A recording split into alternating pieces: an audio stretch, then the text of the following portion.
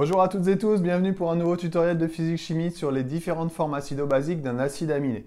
Je vous renvoie tout de suite à un autre tuto, le SP223, qui est sur les transformations acido-basiques pour faire des rappels sur la définition d'un acide et d'une base. Alors, voilà un exemple d'acide aminé, un acide alpha-aminé, en l'occurrence c'est l'alanine.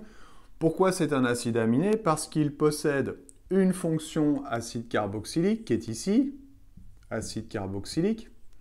Et puis, il possède aussi une fonction amine, qui est ici. La fonction acide carboxylique et la fonction amine possèdent toutes les deux des propriétés acido-basiques, donc possèdent toutes les deux un pKa. En regardant les deux valeurs du pKa, ici pour l'acide carbo, ici pour la fonction amine, on s'aperçoit que la fonction acide carboxylique est plus forte ou moins faible que la fonction amine. Si maintenant j'essaye de reproduire sur un diagramme de prédominance et de trouver les différentes formes acides et ou basiques de cet acide aminé. J'ai représenté le pKa1 et le pKa2 avec les valeurs chiffrées 2,3 et 9,9. Le diagramme de prédominance, je vous rappelle que ça permet de trouver la forme prédominante, la forme majoritaire en fonction du pH de la solution par exemple. Si je suis en dessous du pKa, en dessous du pKa1, à ce moment-là, les deux fonctions acide, carbo et amine vont être sous leur forme protonée, sous leur forme acide. On va donc avoir quelque chose qui prédomine de la forme CH3CHNH3+, parce que c'est la forme acide de l'amine, COOH. Les deux fonctions, acide et amine, sont protonées. Les deux fonctions possèdent encore leur H+.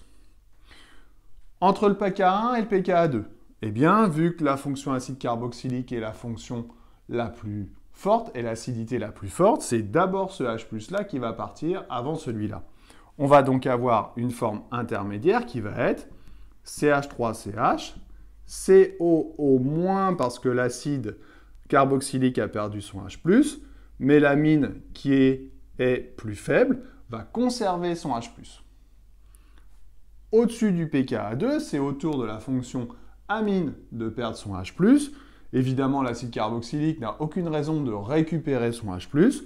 On va donc sur la forme CH3CH, COO-, NH2.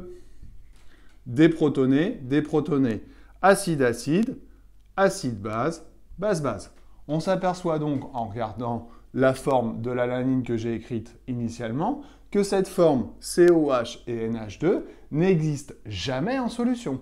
C'est une forme que l'on trouve et une écriture qu'on trouve dans les livres, c'est une forme générale, généraliste, mais en fait, on ne trouve jamais cette forme-là dans la solution. Soit on trouve NH3 plus COH, soit on trouve CO- NH3 plus, soit on trouve CO- NH2. Évidemment, j'ai pris l'exemple de l'alanine, mais ça fonctionne comme ça avec les autres acides aminés. Voilà, j'espère que j'ai été clair. Je vous dis à bientôt pour un autre tuto. Bye bye!